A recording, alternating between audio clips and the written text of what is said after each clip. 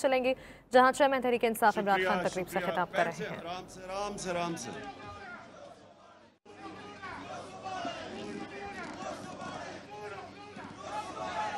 बस। अच्छा जी, मैं जी आज इन इलेक्शंस हमें पता है कि ये जल्दी के इलेक्शंस हैं। ये वो इलेक्शंस नहीं जो हम करवाना चाहते हैं पार्टी में, और इंशाल्लाह करवाएंगे। लेकिन ये वक्त की ज़रूरत थी, इसलिए हमें ये एक फास्ट ट्रैक पे इलेक्शन करवाना पड़ा। लेकिन मुझे इसमें भी यकीन है कि हमारे इस इलेक्शन के बाद जो ऑपोजिशन है हमारी, राजा रियाज से बेहतर ऑपोजिशन है, जो कि वो इस वक्त पार्लियामेंट के अंदर ऑपोजिशन है, इसमें भी हमारी बेहतर ऑपोजिशन है। अच्छा जी, मैं सुने मेरी बात।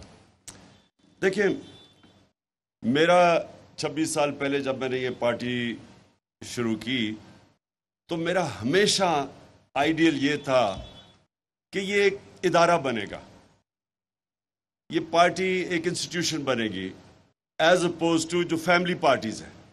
पाकिस्तान में पॉलिटिकल पार्टीज नहीं है, फैमिली पार्टीज हैं। ये जो आप देख रहे हैं, बल्कि क्यों हमारी डेमोक्रेसी इवॉल्व नहीं की, फैमिली पार्टीज की वजह से। क्योंकि दो सिस्टम्स हैं, एक है बादशाहत, दूसरी है जमहूरियत। जमहूरियत इवेंचुअली बादशाहत को पीछे छोड़ गई, क्योंकि जमहूरियत के अंदर मेरिट है, बादशाहत में मेरिट नहीं है। तो हमारे मुल्क में नाम तो हमने जमहूरियत का लिया, लेकिन उसके अंदर फ्यूडल सिस्टम यानी एक किस्म की बादशाहती थी, जिधर कोई मेरिट नहीं था। यानी आप ये देखें, दो खानदान हैं पाकिस्तान में पिछले 60 साल में। आधा वक्त मिलिट्री की गवर्नमेंट थी और आधा वक्त ये दो खानदान की हुकूमत थी। तो ये हमारा तो सिर्फ 3.5 साल थे जिसमें इन्होंने इतना शोर मचाया कि मुल्क में तबाही होगी। असल में तो इनके दौर की थी। तो सुने जरा, पार्टी हमारी इदारा तब बनेगी जब हम एक बेहतरीन किस्म के इलेक्शंस करवाएंगे पार्टी में। और इलेक्शंस का मतलब ये कि एक मेरिट के ऊपर एक वो लीडरशिप जो लोग हमारी मेंबर्स चाहेंगे ऊपर आए। तो ये एक हमने 2 एक्सपेरिमेंट्स किए अभी तक।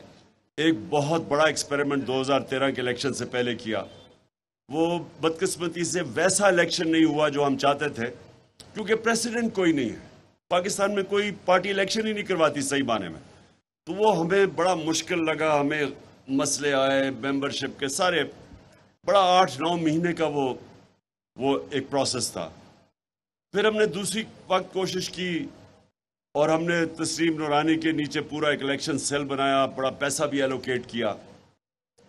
और जो सिस्टम चाहते थे हम, असल में फ्यूचर है ही मोबाइल फोन के जरिए इलेक्शंस। ये आप देख लेंगे दुनिया में एंड में मोबाइल फोन के जरिए इलेक्शन होगा, जिस तरफ टेक्नोलॉजी जा रही है। तो हमने प्रीएम्प्ट किया इसको, कोशिश की, लेकिन वो अनफॉर्चुनेटली वो हमारा सिस्टम सही माने में बना नहीं। लेकिन ये मेरी आप सबसे वादा है कि जैसे ही हमारी पहली अपॉर्चुनिटी होगी, तैयारी अभी से हम कर रहे होंगे, हमने इस पार्टी में इलेक्शन करवा के मेरिटोक्रेसी लेके आनी है। वो सिर्फ जब एक इलेक्टरल प्रोसेस ठीक होगा तभी मेरिटोक्रेसी आएगी। तो मैं ये कहना चाहता था, एक अब अपनी पार्टी को, और आसिया आपको खास, मैं मिलने भी आसिया को गया था। हमारी ख्वातीन की बहुत ज़बरदस्त परफॉर्मेंस रही है पंजाब असेंबली में भी। और जिस तरह हमारी ख्वातीन ने डी चौक पे वो पहुंची और जिस तरह वो शेलिंग उन्होंने बर्दाश्त की, मैं उनको आज सबको खराज तहसीन पेश करना चाहता हूं, इसलिए कि पाकिस्तान में मैंने कभी नहीं देखा इस तरह औरतों को और बच्चों के में इस तरह की टेयर गैस शेलिंग मैंने कभी, मैं सोचा भी नहीं था कि पाकिस्तान में होगा। क्योंकि हमारा एक माशरे में ख्वातीन की ज्यादा इज्जत है। मैं वो पाकिस्तानी कह रहा हूं जिसने सारी दुनिया देखी है। हमारे माशरे में और इस्लाम के कल्चर में ख्वातीन की बहुत पहले से ज्यादा इज्जत है। और हमने कभी ये तसव्वुर नहीं किया कि पुलिस, हमारी अपनी पुलिस और रेंजर्स, और सामने देख रहे हैं कि औरतें बच्चे और वो उनके ऊपर इस तरह की बेदर्दी से शेलिंग करे। मैंने नहीं, मुझे कभी ये अंदाजा नहीं था कि मैं ये भी अपने मुल्क में ये देखूंगा। और मुझे अफसोस से ये कहना पड़ता है कि मार्शल लॉ के अलावा कभी किसी डेमोक्रेसी के अंदर इस तरह का पुलिस का जो रवैया था, जिस तरह उन्होंने रात के लोगों के घरों में घुसे, पता था औरतें हैं वहां, और जिस तरह उनका औरतों से रवैया था, मैंने ये कभी नहीं सोचा था कि पाकिस्तान में ये होगा। और एक ऐसा खौफ फैलाया गया। और वो खौफ क्यों फैलाया गया? क्योंकि एक पहले बैरूनी साजिश के तहत एक नाजायज, एक करप्ट, वो लोग जो 30 साल से करप्शन कर रहे थे, जिनके पुराने केसेस थे, उनको ऊपर मुसल्लत किया गया। और फिर जब देखा कि अवाम खड़ी हो गई है इंसाफ के साथ, और मैं वाकई आपको कह रहा हूं कि मैंने कभी भी इतने बड़े जलसे नहीं देखे, मैंने कभी इस तरह की पब्लिक को निकलते नहीं देखा। जो खुद पब्लिक निकली, जब से हमारी गवर्नमेंट गिराई गई, खुद पब्लिक निकली, मैंने कभी ऐसे पाकिस्तान में नहीं देखा। और दूसरी चीज कि जब खौफ आ गया, इन्होंने जब देखा पब्लिक निकली है, तो जब हमने ये एक पुरअमन एहतजाज था, हमारे दौर में 3 लॉन्ग मार्चेस की गई। फजल रहमान ने की, उसने किया, बिलावल ने किया महंगाई मार्च, 4 रुपए तब बड़ा था पेट्रोल, और उसने महंगाई मार्च कर दी। हमने तो किसी को नहीं रोका, हमने तो कोई कंटेनर्स नहीं रखे, पुलिस से इस तरह नहीं दहशत फैलाई, हमने तो नहीं किया, क्योंकि हम डेमोक्रेटिक पार्टी है। हमारी गवर्नमेंट सबसे ज्यादा डेमोक्रेटिक गवर्नमेंट रही है इस पाकिस्तान की तारीख में। हमने ना कोई मीडिया को कुछ किया, फेक न्यूज के खिलाफ हमने बात की। वो तो कोई भी दुनिया की डेमोक्रेसी के अंदर आप फेक न्यूज के ऊपर बड़ा हैवी फाइन्स हैं, लाइबल लॉज हैं, वहां हैवी फाइन्स हैं। बल्कि यहां के हमारे 1-2 लोगों ने इंग्लैंड में जाके केसेस करके केसेस जीते हैं। तो यहां स्वाय फेक न्यूज के ऊपर हमने ना कोई मीडिया पे रिस्ट्रिक्शंस थी। आज देखें मीडिया के ऊपर क्या हो रहा है। वो जो 4 एंकर्स हैं, उनके ऊपर जिस तरह की कार्रवाई हो रही है, और वो मैं उनको सलूट करता हूं, वो हीरोज हैं। वो खड़े रहे अपने मौकफ पे और उन्होंने स्टैंड लिया। और ये भी मैं आपको बताऊं कि देखें, सहाफत, हर एक तो होता है ना जी कि आजादी राय और सहाफत को बड़ा उठाया जाता है, हर चीज में पॉलिटिशियंस में अच्छे बुरे होते हैं, सहाफी अच्छे बुरे होते हैं, लेकिन जब एक क्राइसिस आता है जिस तरह ये आया और जो प्रेशराइज किया गया, मीडिया का मुंह बंद करने की कोशिश की गई, उसके अंदर इमर्ज किए हीरोज। और ये 4 जो सहाफी जो खड़े हुए हैं और जो अपने मौक़िफ़ पे डटे रहे हैं, इसको ये कौम का असासा है। जो असल जर्नलिज्म होती है वो कौम के लिए बहुत बड़ा असासा होता है। जो कंस्ट्रक्टिव क्रिटिसिज्म होती है, ये एसेट है कौम के। तो उसके बाद जो इन्होंने जब ये तशद्दुद किया और सब कुछ किया, डराया, क्योंकि ये नाजायज हुकूमत को, अब क्या इन्होंने, इनके तरीके क्या थे? एक तो पहले साजिश हो गई, फिर इन्होंने अपनी ये सारी पार्लियामेंट को बिल्कुल डिस्क्रेडिट करके रख दिया। एक आदमी जो इनकी टिकट लेने लगा, उसको उन्होंने ऑपोजिशन लीडर बना दिया। इसका मतलब पार्लियामेंट ही खत्म होगी, जिसमें ऑपोजिशन ही नहीं, वो पार्लियामेंट क्या है? उसके बाद इन्होंने इलेक्शन कमीशन को संभाल लिया।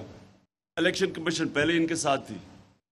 अब ये क्या करेंगे कि इनका सिर्फ एक नाजायज काम को जायज करवाने के लिए सारी स्टेट इंस्टीट्यूशंस को कॉम्प्रोमाइज किया जाएगा। इलेक्शन कमीशन, किसी को एतमाद नहीं है इलेक्शन कमीशन पे। जो इन्होंने हल्का बंदियां की, सारी जगह से कंप्लेंट्स आ रही हैं, मैलिफाइड इंटेंशन से की, किसी को फेथ नहीं है। और सबको पता है कि तैयारी कर रहे हैं कि किसी ना किसी तरह इनको इलेक्शन जिताया जाए। सो सारी पाकिस्तान इन चोरों को ऊपर लाने के लिए और रखने के लिए सारे पाकिस्तान के इदारों की तबाही होगी। इलेक्शन कमीशन तो अभी डिस्क्रेडिट हो गया। नैब के अंदर अब अपना आदमी रख के तो नैब बिल्कुल डिस्क्रेडिट होगी कि अपने केसेस खत्म करवाएंगे। FIA को इन्होंने तबाह करके रख दिया कि वो लोग जिन्होंने बड़ी मेहनत से मुल्क के लिए केसेस बनाए थे इनके ऊपर, ये शरीफ खानदान के ऊपर, और इनके डरते थे लोग, ब्यूरोक्रेट्स डरते थे, पुलिस वाले इनके ऊपर किसी किस्म का एक्शन लेते हुए डरते थे। नैब में जा रहे हैं और नैब के अंदर जाके पथराव कर रहे हैं नैब के ऊपर, सिर्फ केसेस से निकलने के लिए। वहां FIA की वो हमजा शहबाज जा रहा है FIA के अंदर और धमकियां दे रहा है। वो जो डॉक्टर रिजवान जो हार्ट अटैक से मरे हैं, उनको धमकियां दे रहा है कि तुम होते कौन हो मुझे पूछने वाले। तो इन्होंने इनके खिलाफ इदारे पहले डरते थे, अब आके FIA से इन्होंने जो किया है, एक को हार्ट अटैक हो गया जो इन्वेस्टिगेट कर रहा है, एक डॉक्टर रिजवान मर चुके हैं, सारे केसेस अपने खत्म करवाएंगे। ये कभी भी किसी भी दुनिया के अंदर मुल्जिम काजी नहीं बन सकता। मुल्जिम कैसे जज बन सकता है? वो ऊपर बैठ के अब अपने सारे केसेस, नैब ये खत्म, इदारों को, पुलिस वाले जो एक करप्ट आदमी जिसको यहां बना दिया है IG पंजाब, इनको लेके आए थे खास तौर पे ये जो दहशत फैलाई है इन्होंने, IG इस्लामाबाद। तो इन लोगों को लाया गया है इसलिए नहीं कि मुल्क की बेहतरी के लिए, इसलिए कि करप्ट सिस्टम को आगे बढ़ाने के लिए। एक वो लोग जो 30 साल से इस अपने आप को साबित कर रहे थे करप्ट, जो आज कहते हैं कि जी हो मुल्क के बड़े बुरे हालात हैं, ये 30 साल ये बैठे हुए थे। और मैं एक चीज आपको आज मैंने मीडिया पे भी बात की है आप सबके लिए, इस वक्त दो बहुत बड़े मसले बने हुए हैं आज पाकिस्तान के, एक लोड शेडिंग और दूसरा मसला है पानी का।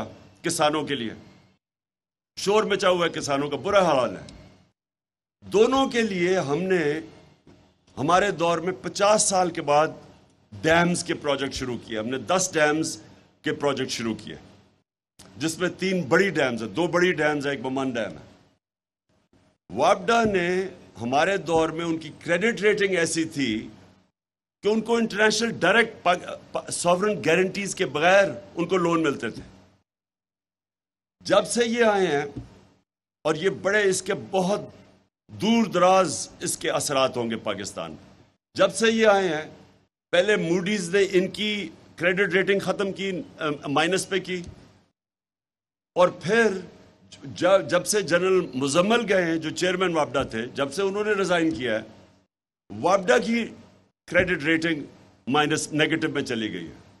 अब इसका क्या इफेक्ट होगा किसी को भी समझ नहीं आ रही। इसका मतलब कि जो ये हम कोशिश कर रहे थे 50 साल के बाद, एक तो पानी की स्टोरेज करना, क्योंकि वो आगे पानी के बहुत बड़े मसले आ रहे हैं।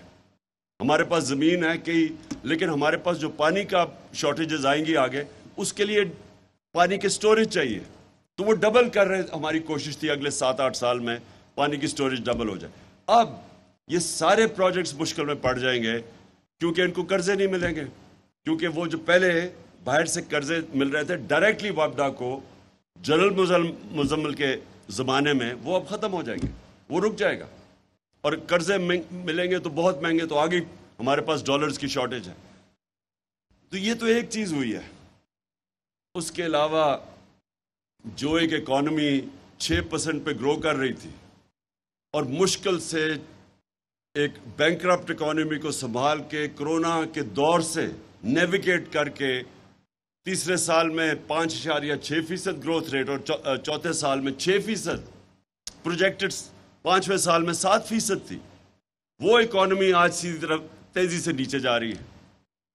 सिर्फ यही नहीं कि महंगाई तो उसका, और कभी पाकिस्तान में इस तरह की महंगाई नहीं हुई जो इन्होंने किया। मैंने कहा कि 4 रुपए के ऊपर उसने शुरू कर दिया था पेट्रोल की या डीजल की कीमत बढ़ाई, तो उसने महंगाई मार्च शुरू कर दी थी, जिसपे हमने बिल्कुल उसको रोका नहीं। वो लोग भूल गए वो महंगाई मार्च, वो लोगों को काम पे टांगने वाली वो चीज़ याद रह गई है सारे उस लंबी मार्च में जिसमें बड़ा पैसा खर्च किया गया। लेकिन हमारे दौर में आप सोचे 3.5 साल, तब सारी महंगाई, तेल की कीमत ऊपर गई हुई थी, तो हमारे दौर में 55 रुपए हमने 3.5 साल में पेट्रोल महंगा किया और 50 रुपए डीजल महंगा किया।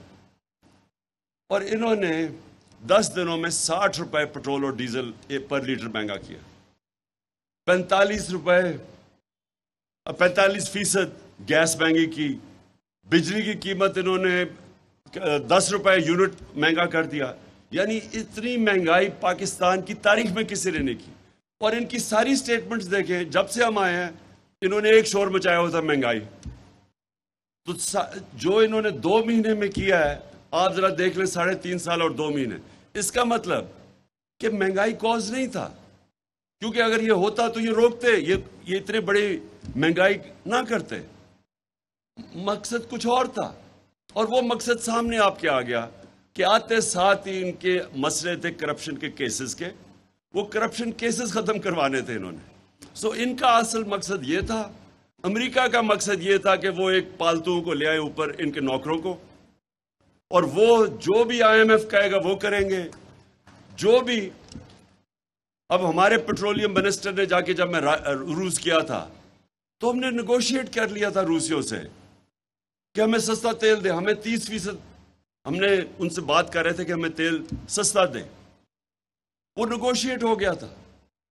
जब जैसे ही वापस आए इन्होंने नो कॉन्फिडेंस वो टेबल कर दी। तो वो जब नो कॉन्फिडेंस टेबल हुई तो सब कुछ स्लो डाउन हो गया। लेकिन इनका काम था, अगर इनको वाकई महंगाई की फिक्र होती तो इनको फौरी तौर पे वो रूस का जो सस्ता तेल था उसको परसू करना चाहिए था। इनका फाइनेंस मिनिस्टर कहता जी रूस हमारे पास आके हमें ऑफर दे, यानी तेल की हमें जरूरत है लेकिन रूस को कह रहा है कि हमें आके ऑफर दे। यानी असल में अमेरिका की इजाजत के बगैर ये कभी कोई काम नहीं करेंगे। अवाम पिस रही है। हिंदुस्तान 40% कम पे तेल खरीद रहा है आज रूस से, 40% कम। जब हम 60 रुपए बढ़ा रहे थे लीटर, तो हिंदुस्तान 25 रुपए लीटर कम कर रहा था, क्योंकि उन्होंने रूस से तेल ले रहे थे। तो इनको अगर फिक्र होती अपने लोगों की, तो इनका सबसे बड़ी प्रायोरिटी थी कि वो उसको परसू करते। परसू करने की तो बड़ी दूर की बात है। इनको थोड़ा सा इनके ख्याल में भी आ जाए ना कि इनके जो मास्टर्स बैठे हुए हैं वॉशिंगटन में, अमेरिका, वो नाराज भी हो जाए तो ये कभी वो आगे कदम नहीं उठाएंगे। इनको कोई फिक्र नहीं अपनी अवाम की। मेरी कंटेंशन ये है कि इनके दोनों के पार्टियों के सरबराह के अरबों डॉलर, रुपए नहीं, इनके अरबों डॉलर बाहर पड़े हुए हैं। ये कभी किसी किस्म का इस कौम के लिए स्टैंड नहीं लेंगे जिधर इनके डॉलर खतरे में आ जाए। इनको खौफ यह कि अमेरिका अगर नाराज हो गया तो वो इनसे होगा जो आज रूसियों से हो रहा है। जितने रूसी ओलिगार्क्स के पैसे बाहर पड़े हुए हैं, हर रोज आप सुनते हैं कि इनका जेट ले लिया, इनकी यॉट ले ली, इनके अकाउंट फ्रीज कर दिए। ये इनको डर लगा हुआ है कि कहीं वो नाराज हो गए तो उनके पैसे फंस जाएंगे। लिहाजा बजाय रूस का तेल लेने के लिए इन्होंने अपने पैसे बचाने के लिए वो किया जो कि अमेरिका, उन्होंने हुक्म भी नहीं दिया इनको, तो इतना कि वो नाराज ना अमेरिका हो जाए, ये कभी कोई काम नहीं करेंगे। और मैं बार बार बताता हूं कि 400 ड्रोन अटैक्स किए अमेरिका ने जब ये दोनों सरबराह थे 10 साल में, 2008 से 18 तक 400 ड्रोन अटैक्स किए अमेरिका ने। ये अनप्रेसिडेंटेड है कि आपका एलाय आप पे ड्रोन अटैक्स कर रहा है, आप उनकी जंग भी लड़ रहे हैं, आपके लोग भी उनकी जंग में मर रहे हैं, और आपको ही वो मुल्क में आके ड्रोन अटैक करके लोग मार रहे हैं, और एक दफा इनके मुंह से नहीं निकला। तो इसीलिए इनको वापस लेके आए हैं। ये पाकिस्तान के लिए नहीं वापस आए, ये एक फॉरेन एजेंडा के लिए वापस आए हैं। इनकी किधर खुशियां बनी जब इमरान खान गया? सबसे ज्यादा खुशी हिंदुस्तान में बनी। आप उनकी मीडिया उठा के देख ले, सबसे ज्यादा वो खुश हुए। और उसके बाद इसराइल के अंदर वो बड़े खुश हुए कि जी ये गया। और वेस्टर्न अखबारों में ज्यादातर मेरे अगेंस्ट वो, यानी उन्होंने वो जब बाद में पब्लिक निकली तो थोड़ी चेंज हुई है, लेकिन शुरू में उन्होंने भी बड़ा नेगेटिव था। तो मेरा हिंदुस्तान मुझे बड़ी अच्छी तरह जानता था क्रिकेट की वजह से। तो ये क्या वजह है कि इसकी शहबाज शरीफ से बड़ा खुश हुए? क्योंकि इनको पता है कि इनके पैसे बाहर पड़े हैं, ये फॉरेन एजेंडा के तहत चलेंगे। वो एजेंडा जो पाकिस्तान की बेहतरियों के लिए नहीं है, इनके लोगों के लिए, बाहर के इंटरेस्ट प्रोटेक्ट करने के लिए, पाकिस्तान की आवाम के इंटरेस्ट प्रोटेक्ट करने के लिए नहीं है। आज आप ये देख लें कि जिस तरफ हमारा मुल्क जा रहा है, ये किसको सूट कर रहा है?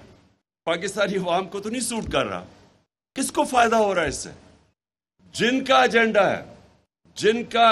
है पाकिस्तान को कमजोर करना, जिनका हमारे दुश्मनों का एजेंडा है कि पाकिस्तान के टुकड़े करना। हिंदुस्तान के टीवी पे आम बैठे होते हैं उनके एनालिस्ट और कह रहे होते हैं बलूचिस्तान को अलहदा करना है। मैंने कई दफा सुना कहते हो कि जी पाकिस्तान के टुकड़े होने चाहिए। कौन ये सारी मुसलमान दुनिया में आज आप देखें तो एक एक मुसलमान मुल्क देख ले, जो इराक से शुरू करें और लिबिया से शुरू करें, सीरिया से शुरू करें, सोमालिया, यमन, सारे मुसलमान मुल्कों में देख लें, अफगानिस्तान, सारों के अंदर बाहर के एजेंडा के तहत वो मुल्कों की तबाही है। तो वो जो बाहर की फोर्सेस हैं जो हमारे खैर ख्वाह नहीं है, वो ये नहीं चाहते कि पाकिस्तान मजबूत हो। इनको जो लेके आए हैं वो पाकिस्तान इसलिए नहीं लेके आए कि मुल्क मजबूत हो, इसलिए कि हम गुलाम बने। और इसलिए ये बहुत इंपॉर्टेंट वक्त है आपके लिए। आप पाकिस्तान की वो पार्टी हैं जो कि आज वाहिद पाकिस्तान की फेडरल पार्टी रह गए। बाकी दो पार्टीज रह गई हैं, इंटीरियर सिंध की और एक रह गई सेंट्रल पंजाब की। आप वो पार्टी है जो कि सारे पाकिस्तान की पार्टी है। आपकी पार्टी मुल्क को इकट्ठा रख सकती है। ये वो पार्टी है, सिर्फ दो फोर्सेस इस वक्त ये जो दुश्मन जो चाहते हैं कि कमजोर हो, एक वो चाहते हैं कि तहरीक इंसाफ कमजोर हो जिसलिए ये साजिश थी, दूसरी वो चाहते हैं पाकिस्तानी फौज कमजोर हो। और वो जो फोर्सेस हैं जो हम दोनों के अगेंस्ट थी, वो आज बड़े खुश हैं कि ये शहबाज शरीफ आ गया। तो हमारे पे जिम्मेदारी है, ये जो अगला फेज है इसमें हमने आज़ादी तहरीक पे पूरा जोर लगाना है। मैं इंशाल्लाह चंद दिनों में डेट देने लगा हूं। हम सिर्फ अपने वकला से कंफर्म कर रहे हैं कि हम एक कानून के अंदर रहते हुए उनसे परमिशन मांग रहे हैं। जैसे हमें ये परमिशन मिलती है, और ये ज्यादा देर नहीं है, मैं आपको अभी कॉल दूंगा। बहुत बड़ा इस मुल्क की तारीख का इंशाल्लाह सबसे बड़ा हम एक एहतजाजी प्रोटेस्ट करेंगे। ये हमारा राइट है। ये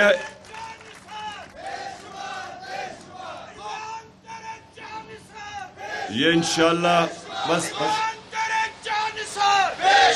मैं सिर्फ आप सबको कह रहा हूं कि तैयारी रखें। बस हम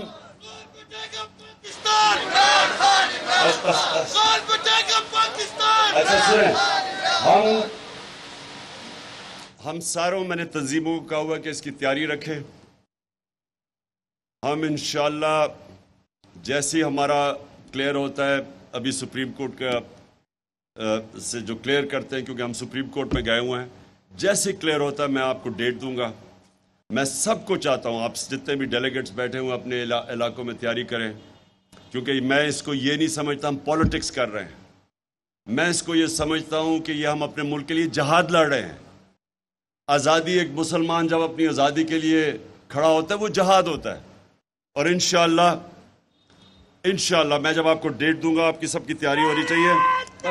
बस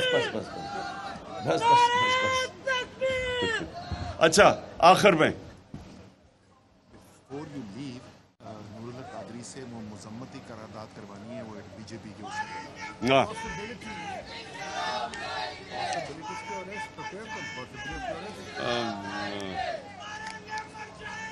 जी मैं जब अभी ख़त्म कर रहा हूँ, बस कादरी साहब आप आके वो जो हिंदुस्तान में हमारे नबी सल्लल्लाहु अलैहि वसल्लम की शान में गुस्ताखी हुई उसके ऊपर एक करारदाद पास करेंगे। लेकिन मैं आखिर में सिर्फ ये कहना चाहता हूँ, आपकी बहुत बड़ी जिम्मेदारी है। वाहिद पार्टी है जो इस मुल्क को इकट्ठा रख सकती है। सारा स्टेटस को चोरों का इकट्ठा हो गया आपके खिलाफ, और अवाम आपके साथ आके खड़ी हो गई। और ये जो अवाम आपके साथ खड़ी हुई है, ये कभी कभी मुल्क की तारीख में इस तरह कौम खड़ी हो जाती है एक पार्टी के पीछे। ये भी हमारे ऊपर जिम्मेदारी है। और इंशाअल्लाह मेरा ये ईमान है कि आने वाले दिनों में हम ही वो पार्टी बनेंगे जो इस मुल्क को हकीकी आज़ादी और हकीकी जमहूरियत की तरफ लेके जाएंगे।